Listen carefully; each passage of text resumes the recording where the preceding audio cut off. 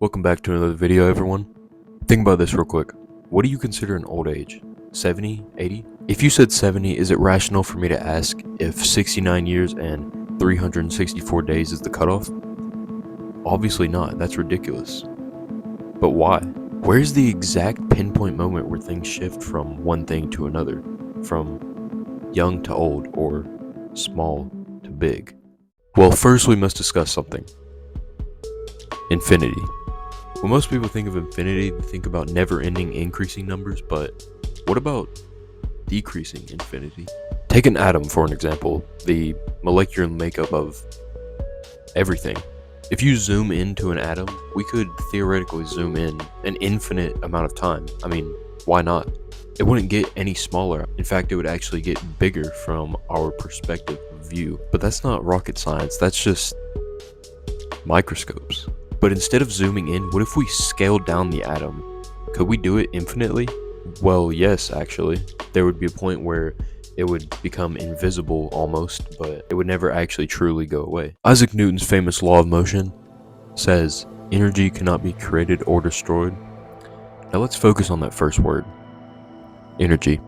Energy is just matter that has potentially or kinetically charged atoms. Some scholars say matter is technically a form of energy, thus being interchangeable. With this same principle, we can now rewrite that matter cannot be created or destroyed, thus proving that you can in fact infinitely scale down something. I used to ponder this infinitely scaling down something question, and this is the final conclusion that I've came to ease my existential mind. Mind in Latin is Minerva. The ancient goddess Minerva was correlated to Aries and Gemini, which are not water signs. But you know what is water?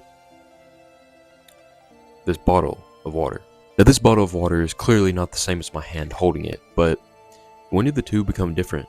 I mean, seriously, they are different, that's obvious.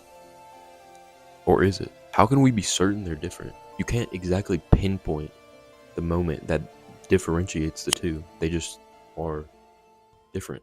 Hypothetically, if you pick out an atom, a time from both this bottle and my hand, and set them in two separate piles on a table, when does the change occur? Does it happen when they start to form shape?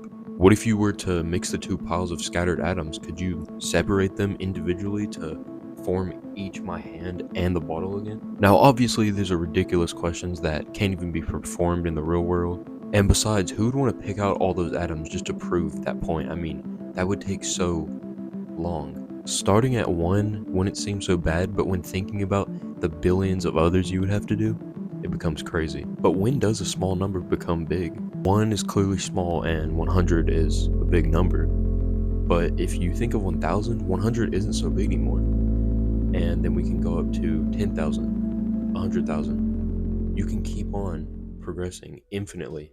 It will never change. It will keep on getting bigger, and the number previous to it will become smaller. So when does a big change like this seem to occur?